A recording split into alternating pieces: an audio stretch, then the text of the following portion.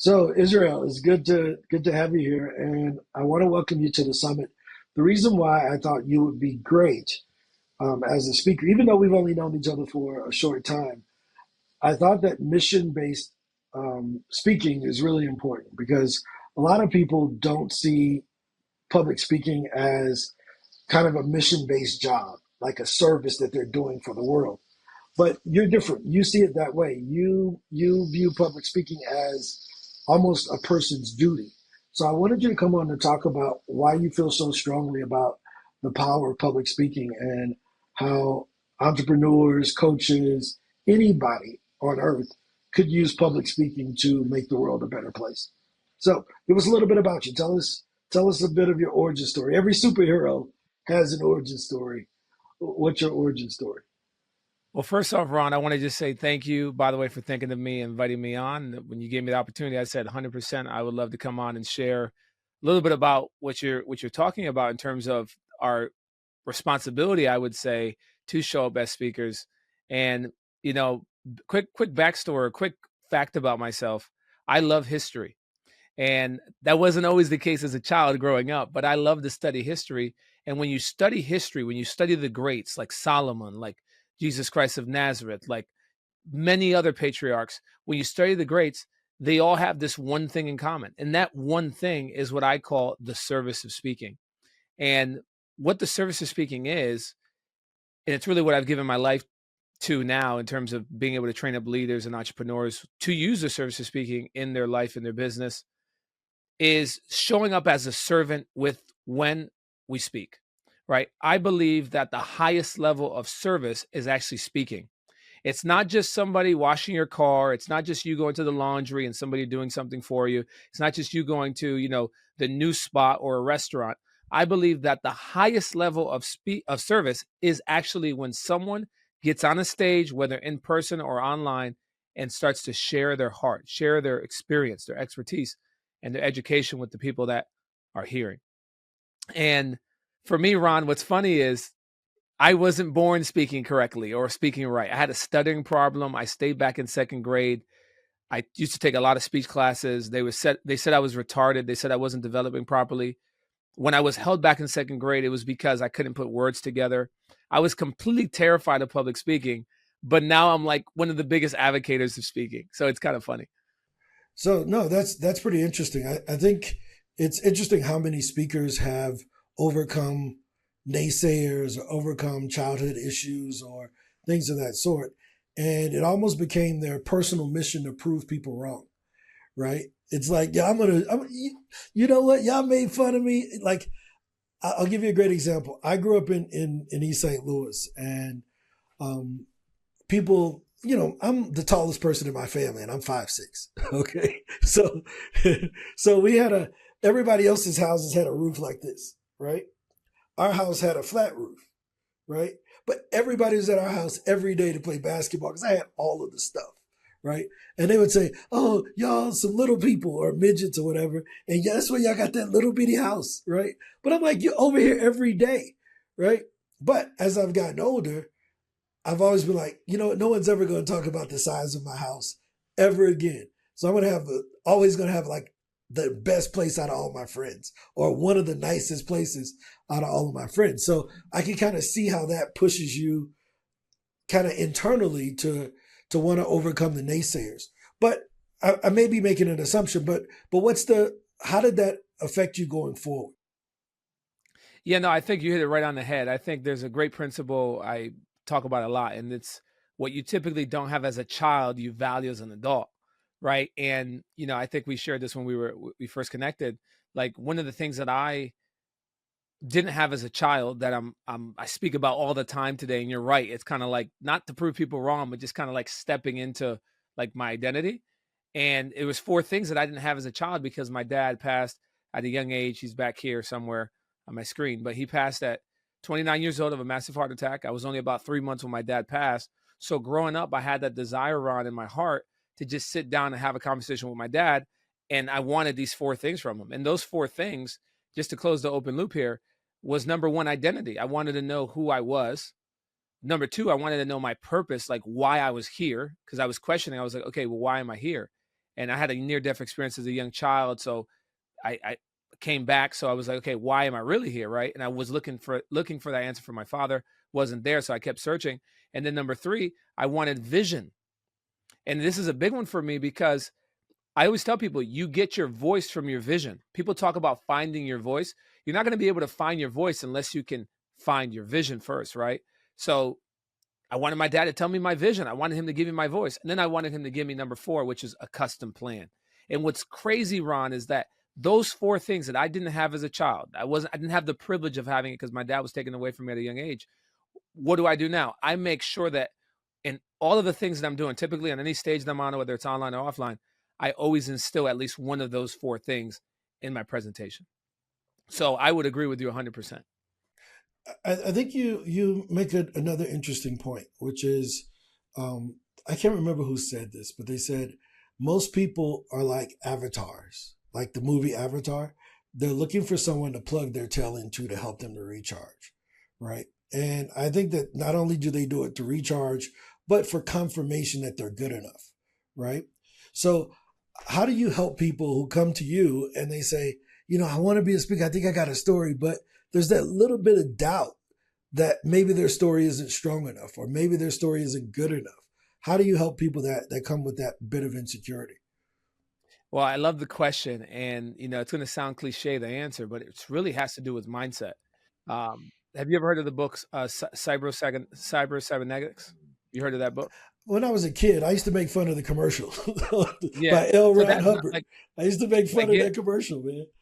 yeah, what's crazy about that book is, and I want to bring it up because I think it would be a great point for the listeners. It's like this guy, he used to do plastic surgery, and he would change people's faces and deformities, these people that had deformities, and he would make them beautiful. And what he found is that after doing these surgeries, it's like people still thought that they were like ugly and they weren't like enough and stuff. And he's like, dude, you spent all this money, you know, making all these adjustments, like you look great and you still see yourself like that. So he understood what really the word of God tells us from the beginning: as a man thinketh in his heart, so is he. And that has to do with mindset. So for people that are shut down, for people that feel like they don't have something to share, for people that feel like they're like, well, I desire to be a speaker, but I just don't know what I would share or if I'm valuable enough. What I do is I help empower them in their mindset and their identity. Like, for example, there's a scripture in Genesis 1 that I love, and it says, in the beginning, God created the heavens and the earth. And then it goes on and says the earth was, that the Spirit of God moved upon the face of the deep, and the earth was void, and darkness was upon the face of the deep. And then it says that God spoke, let there be light. So those are two simple verses that people read, and they're like, okay, cool. What does that have to do with me? And I'm like, well, if you keep reading down in verses 26 to 28, you'll find that it says that we were created in God's image and likeness. So this is really cool, Ron. You're going to like this. Like, if we were created in God's image and likeness, and people choose to believe that, then that means that by default, they are a creator. They have the power to create and to speak. So I just remind people of who they are. I'm like, dude, you were created in the image and likeness of God. Like, you have a voice, and there's things that you are called to share with the world. And when I remind people of that, what happens is people typically go back, Ron, to their past, like you just did with stories, and they start thinking about moments where maybe somebody shut them down, and then we start to work through that so they can stand in their value and speak what they have to offer. Because I believe that every human being has something to offer, especially, doesn't have to only be business, doesn't have to only be money driven. It could just be for the mere fact of helping somebody else avoid a mistake that they've made. That's a great thing about life, right? We make mistakes, but here's the thing: we can learn from our mistakes and then now speak and help others avoid those mistakes. So it doesn't matter who you are, where you are, what level, if you're a seasoned professional, just looking to get started in the speaking game, like, you have a voice, and there's people out there that are already looking for the solution that you carry. But if you hide yourself, if you don't communicate what you have inside, no one's going to know. No one's going to hear you. No one's going to find you. So it's interesting that you bring that up, because I think it all starts in your brain, right? And once you can say all the positive quotes that you want, but if you don't get to work, then it doesn't matter, right? And it's like you were quoting the Bible. It's like faith without works is dead, right? But there was a guy named Norman Vincent Peale, and he had this great quote that I learned back probably 30 years ago. And he says, "Nothing cures fear like action. Action, action, action is the remedy to all fears." And most people who are doubting themselves about getting on stage, they're usually holding back from taking the actions to even get booked on those stages, right? But if they do the actions to get booked, all of a sudden, once someone says, "Yeah, come on my podcast," or "Come speak at my organization," or "Come speak at my conference," guess what? They got to get ready, because it's like, oh, they have no choice. That's for fact. They got it. Like someone says, a prepared person is better than a prepared presentation. And and you bring up a really good point. Like, most people, they sabotage themselves. But here's the thing: I did some surveying to our students and just the market, and I asked them, like, hey, what's the number one fear that you have of public speaking? Like, why don't you want to speak? And it's crazy that the consensus was this: I'm afraid that people will see me too small. Like, in other words, like, for example, we ask our students, like, why haven't you launched your webinar? Why haven't you launched your challenge? Well, because I don't know if people are going to show up, and I don't want, if there's 2 or 3, 4 people to see me, and that's kind of embarrassing. So it's not so much that people don't have something to share. It's that they're afraid many times of the rejection, or the perceived rejection of not impressing other people. But I tell people, I'm like, look, when you get on that stage, you're not trying to make stuff up. Like, you're speaking about your truth. You're speaking about your expertise, your education, your experience, and you know what you know. So, like, just be cool with it. Just flow with it. And it's funny because your software, Speaker Hub, literally makes it simple, easy, and it works for anyone to just literally plug in and start pitching and getting themselves on. And not only just pitching, but increasing their chances of actually landing on these stages. But what's funny is people still make an excuse why not to move forward or not to be consistent with it. But it starts here. It's all mindset. 100%. I think it's something you bring up another, like, my mind went to this other place of, we can, if you are afraid that nobody's going to show up for your presentation, record it and put it out. Because it's just you and the person on Zoom recording it. Like, we're here now. If nobody watches this, doesn't affect your confidence, doesn't affect my confidence, because we're at supreme confidence while we're recording it.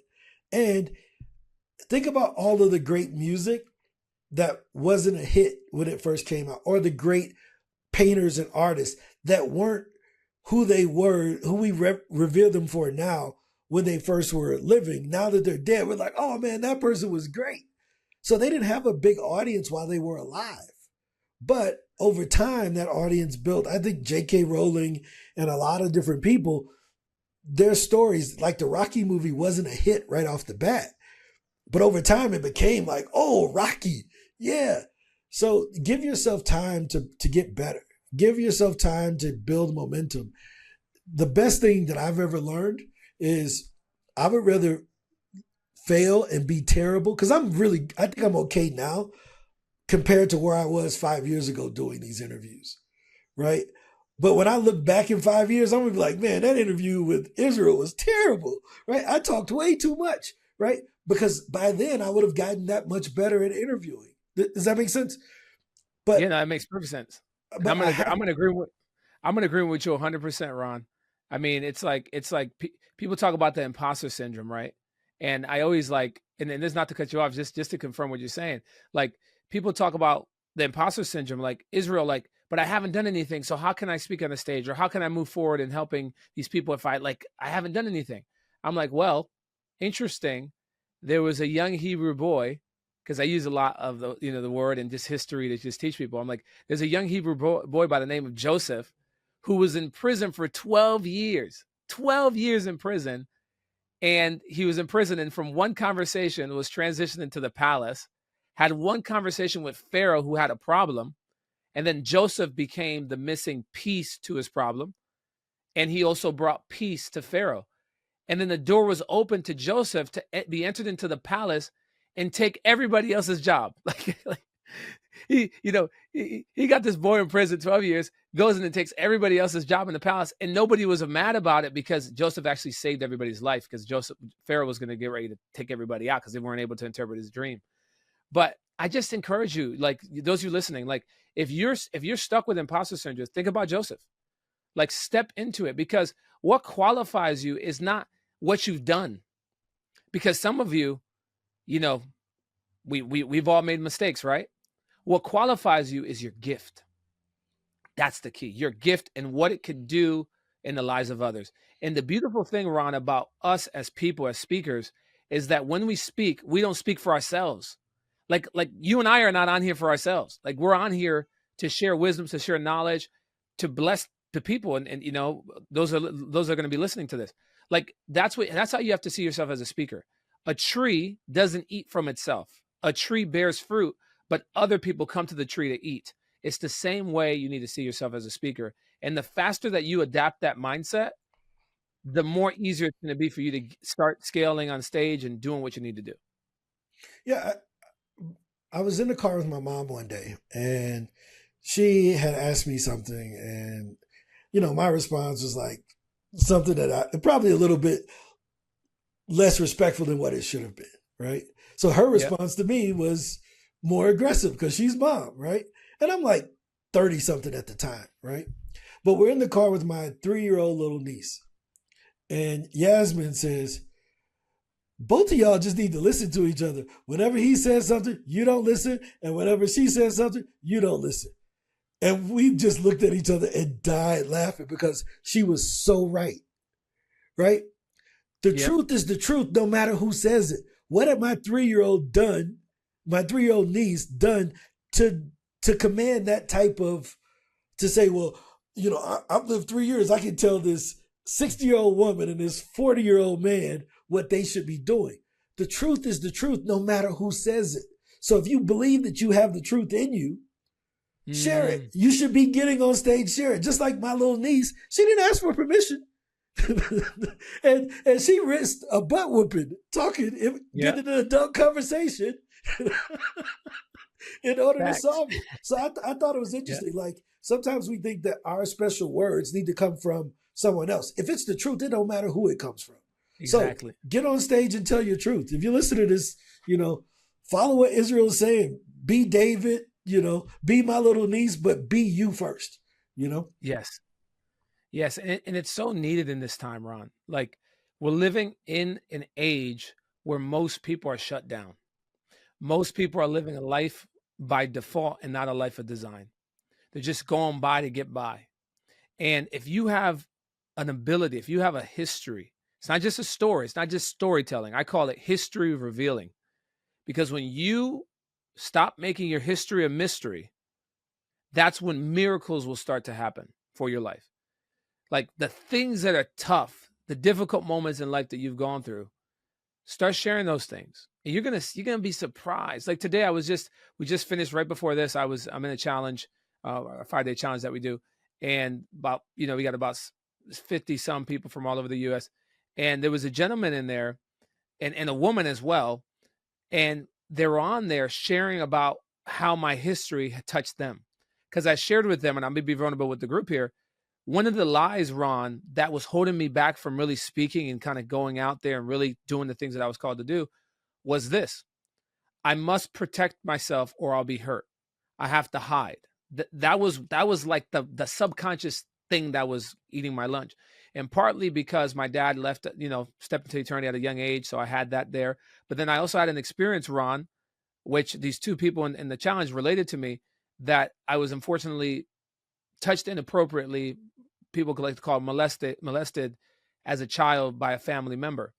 And when it happened to me, Ron, it subconsciously empowered that lie that I must protect myself or I'll be hurt. And I hid myself.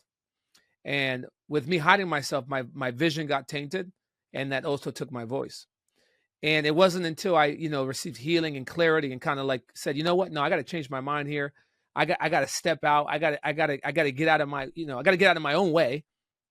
And God did it through a car accident that I got, by the way. This is my license plate of my car accident. And what's crazy is I talk about it during my TEDx. The AD stands for after death. And when I get into the numbers, it's crazy. This is the actual license plate.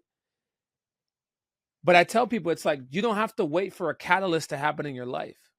You don't have to wait for something like this to happen in your life to finally say, okay, I got to start to speak what God put inside. Make the decision now. And you don't have to be perfect.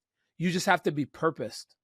And when you make a decision to be purposed, I promise you that your practice, because people tell this all the time, practice makes what? Perfect, right? That's what people say, Ron. Israel David Duran says, practice makes purpose. The moment you step out, let's say you leverage Speaker Hub, which I wouldn't know why you wouldn't leverage it. Like, this is an answered prayer to us in the industry. Like, do what you got to do and get in, because like when you get out of your own way and you start pitching and you start getting on these stages, like you practicing, like your first podcast, like your first event, like your first speaking engagement, I promise you that your history, your gift will make room for you, and it will touch the lives of the people listening. Whether it's one person, 5 people, 10 people, 20, 200, 5,000, it doesn't matter. The point is, get out of your own way and let us hear your voice. Let us know who you are before you leave this earth. Don't rob humanity from your gifts. One of my other mentors, Ron, Dr. Miles Monroe, he passed in 2014 from the Bahamas. Amazing man of God. He passed in a plane accident with his wife and but many other leadership. He used to say this all the time. He used to say that the most wealthiest place in the earth is the graveyard, because there are the books that were never released, Ron. There are the nonprofits that were never established. There are the businesses that were never released. There are the speeches that were never discussed. There are the testimonies that were never shared. There are the inventions that were never launched. Don't make the mistake of robbing humanity because you decided to keep your mouth quiet, decided to hide yourself, especially nowadays when we have all the tools and the training available to make it so simple. Like back in my day when it wasn't this easy. Like with Speaker Hub and other tools that you can leverage, it's with a couple clicks, you can send a pitch. It's just crazy. Where were you 20 years ago, Ron? But yeah, I just pray that people can really listen to the substance of what we're talking about and really take action, like you said, because action is everything. Stephen Covey has one of my favorite quotes of all time, which is, "That which is most personal is most general." And that quote has helped me so much, because the things that hurt me the most are the things that I care about the most, that are most personal to me. That quote says that everybody feels that way. Even though I want to hide it, everybody else probably wants to hide it too, right? But I can go and give them oxygen. Because if I'm feeling it that deeply, there's another dad that feels it that deeply. There's another brother that feels it that deeply. There's another son or uncle that feels the same way, but they're just afraid to talk about it also. So if you're listening to this and you're afraid of, you have imposter syndrome or whatever you call it, right? If you really believe inside that that thing is true and you know that you've lived it, share it. Because you'll be surprised how many people in the audience will come up to you afterwards. How many DMs you'll get after they hear you on a podcast saying, "Man, I've always dealt with that. Nobody ever brought it up. Nobody ever mentioned that." Like, I was raised by a single mom also, right? And my dad was still alive, but he was absent.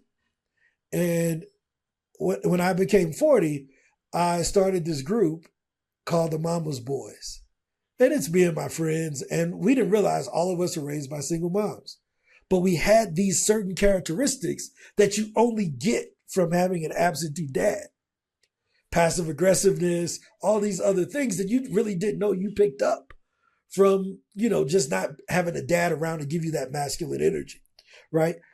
When I brought it up to my friends, I said, "Dude, we like the Mama's Boys." And they was like, "You talking about from that Denzel movies?" I said, "No, not that. There's, Denzel Washington had the American Gangster movie, and I think his family was called something like that, right?" But it wasn't that. It was just that we were all raised by single moms, and we had these same inner fears, and nobody had ever brought it up. And when I brought it up, our friendships went like this. We became from friends to brothers instantly. Because someone related to me, finally. I wasn't the only mama's boy in the room, and somebody was willing to talk about it. So the 6 of us became glued together, I believe for life. We've been, ever since we've shared that, that's what's happened.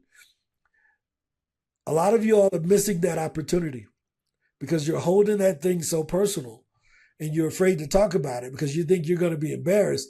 But in reality, you're going to be embraced because the other people can come over and say, dude, you're my people. I knew I liked you for a reason, But I don't, this is your show, man. I get what you're talking about bro, is so important to you're me. flowing, like, man. Man, I love that. I love that. Somebody got to write that down and put Ron Story Jr. on that quote. Instead of being embarrassed, you will become embraced. And that's exactly what happens. And honestly, when I first shared it, I thought I was going to be like the only one in the room. I thought I was, you get a little bit afraid when you're going to share because you don't know if people are going to, accept you and things like that. And some of that, I was struggling with that too. And so I shared it. And what I found is the opposite happened. Like at one of our recent speaker trainings, our 3-day event, I took out my phone, Ron, to just record a little bit about what people are saying about the 3-day experience. And I thought I was going to take my phone off to talk for 5 to 10, 10 minutes, There's about 20 some people in the room. Something is going to take, a minute to, 30 seconds each person. We were in there for 2 hours of a pure emotion from the heart crying. And I had one guy say this to me, which really touched me. I want to share it because I don't know who's listening to this that may relate. He said to me, Israel, he looked at me in my eyes. He said, Israel, his name's David.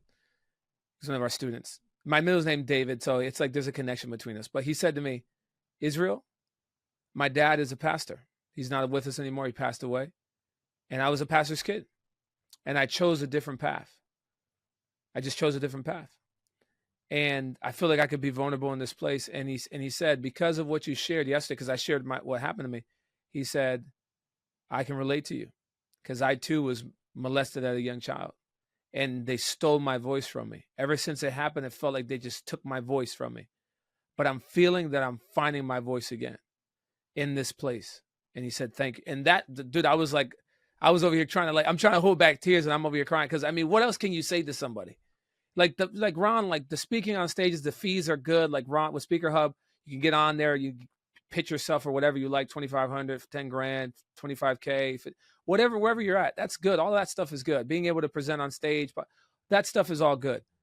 But when you hear people, how because of you getting out of your own way, just sharing the unshareable many times, just speaking with love, with just service, the service of speaking, how you're going to impact and touch lives, that to me is like the biggest payoff that no amount of money can buy.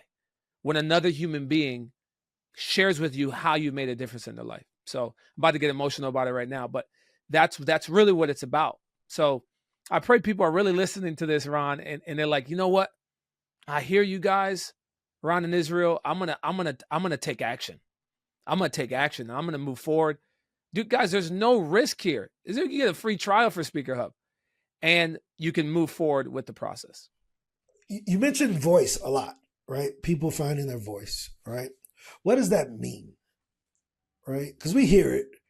What does that? What does that even mean? Like, because most speakers are parrots in my mind. They got a bunch of quotes.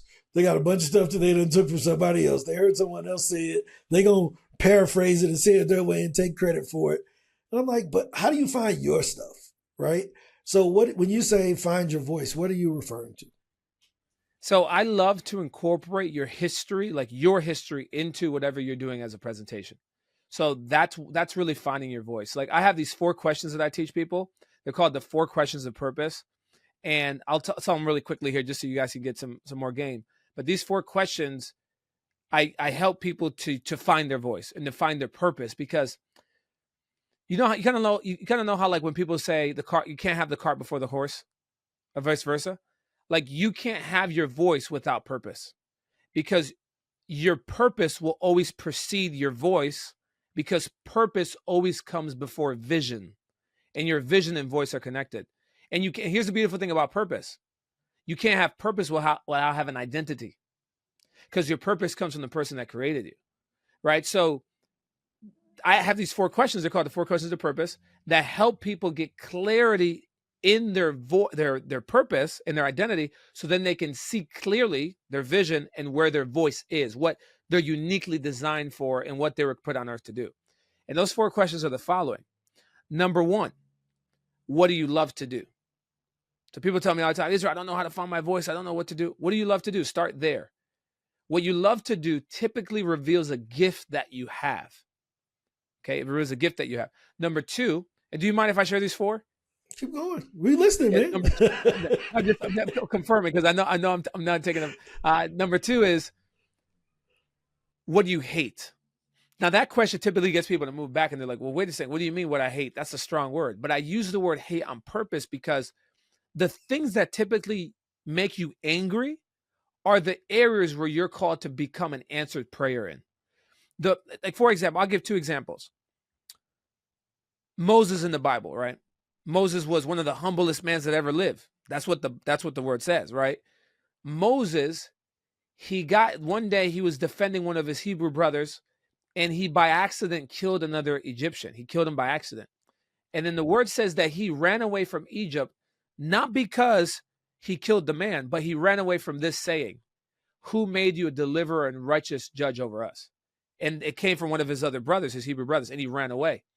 But then what did God do? Because whatever you run away from outside of God's time, God's going to bring you right back.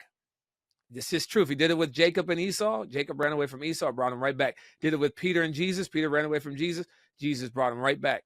Whatever you run away from outside of God's time, God will bring you back. That's a principle. So Moses ran away, but what did God do? God brought him right back to Egypt in the wilderness. He called him. He said, you need to come back to Egypt because I did call you to be a deliverer. Now I'm going to do it my way. So watch this. What you hate reveals the solution that you were born to bring to. Typically with the gifts that you have. Question number 3, and I can go deeper, but I think people are getting the context there. Number 3 is, what makes you cry? Now, this is a question that a lot of people don't like to answer because people want to be like, man's man, I don't cry, right? What are you talking about? I don't cry. Or even some women, they're like, I don't cry. Typically, that's come from the thing that they need to cry about so they can get healing in. Because even for me, when I got molested at a young age, I was like, I closed off. But that was blocking my healing, if that makes sense. So the things that make you cry in the world that are negative are typically the things that you're called to bring joy to those things that make you cry. And then number 4 is what or who annoys you. And this is a funny one because people say, well, a lot of things annoy me, whatever. And they start listing attributes. So then I tell them, I'm like, what or who annoys you are the things that you're called to transform through your voice, through your speaking, through your service. So instead of ignoring the things and just complaining, why don't you start to care and speak into those things? So these 4 questions of purpose, bringing them together, very customized to the individual, for me, is how I help my students and my clients find their voice or clarify their message to market. I know I went long-winded there, but you wanted the answer. No. Dude, this is all about you. They can talk to me anytime. I want to get your perspective. So no, man. I mean, is that it? You if you want to go deeper, go deeper. That's the essence of the 4 questions. And I've had literally thousands of people go through the 4 questions. We've had a little bit over 1,200 people go through our challenge that we do over the last 10, 11 months. And we teach, it's one of the main things that we teach. And people get a lot of breakthrough. People get a lot of massive clarity. They're like, oh, wow, I didn't see that wow, you're right. I didn't, right? And they just get things you get open up to them. And I've seen people sell businesses after going through the 4 questions. I've seen people land big gigs. I've seen people, their sales go up because they're more clear on who they're called to serve and their message to market becomes more connected. And the beautiful thing about this, Ron, too, is that there's no right or wrong way. Yeah, like your voice, like it's better to get it done and test it than to not say anything. Because as you're testing your message to market, you will get more, your voice in the market, things will become more clear and clearer as you share more and as you're serving the people. Well, I'll give you a great analogy for that, right? It's called finding your voice, not buying your voice. If I had to go and find a shovel, I'll be looking for a while. But if I had to go buy one, I go to Home Depot and I just buy one off the shelf, right? Fortunately, life doesn't let us buy our voices. That's called being an imposter. And imposter syndrome a lot of times comes from that because we're borrowing someone else's voices, portraying it as our own. So we're taking someone else's tool, we're using it saying it's our, we and we feel bad about it because it has their name on it. And we see it got their name on it, but we like, it was like, no, go find yours. Go find your shovel that has your name on it so that you can share it with the world with pride. And I think that that's what public speaking is about. It's about a person who has found freedom sharing that liberty with other people. Liberty in voice, liberty in action, liberty in thought. And, that's why the truth shall set you free is such an important thing, because public speakers should always tell their version of the truth, because their job is to liberate the people that are in the audience that have paid to hear them, not always with money, but they paid with their life, given 30 minutes. The people listening to us right now have given us 40 minutes of their life they will never get back.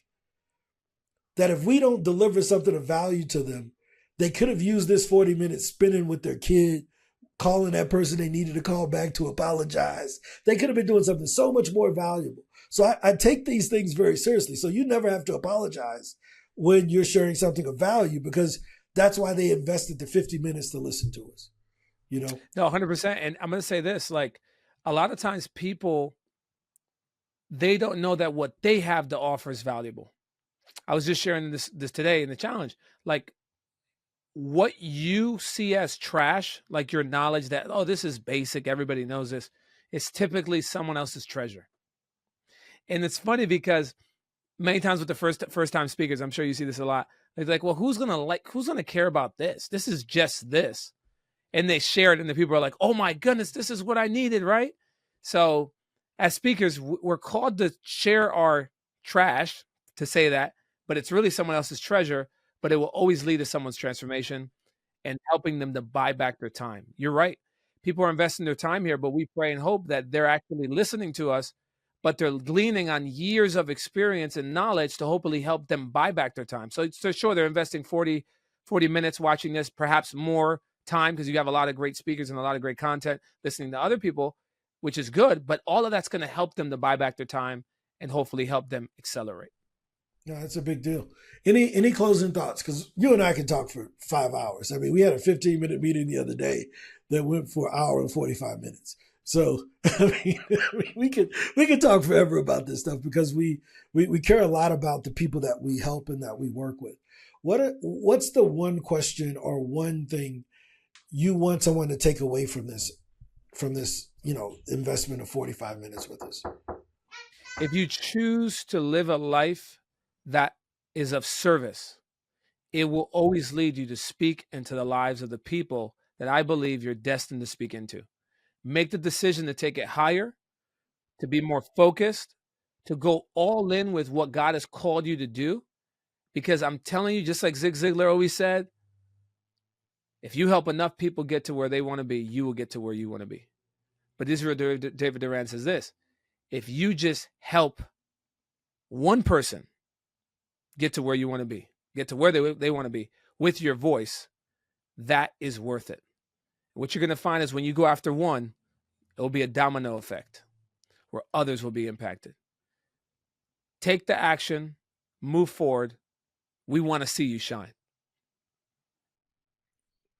We can drop the mic right there, man. That's it. I mean, we've given them a lot of gems. I appreciate you taking the time to come on to share your 4 questions of finding your voice, which I think is really important, for being vulnerable enough to share your stories, the pains that you've dealt with in the past, some of the things that people feel are embarrassing, right? And most men would never share that something, like that happened to them. So to have that vulnerability, what I take away from this is, the stuff that I'm scared to talk about is nothing, because I've never had to deal with maybe that type of pain. So I should even talk about some of the things I struggle with a lot more because of your example, right? You've given me some liberty to talk about things that are less traumatic in my eyes. Maybe not in reality, but in my eyes, right?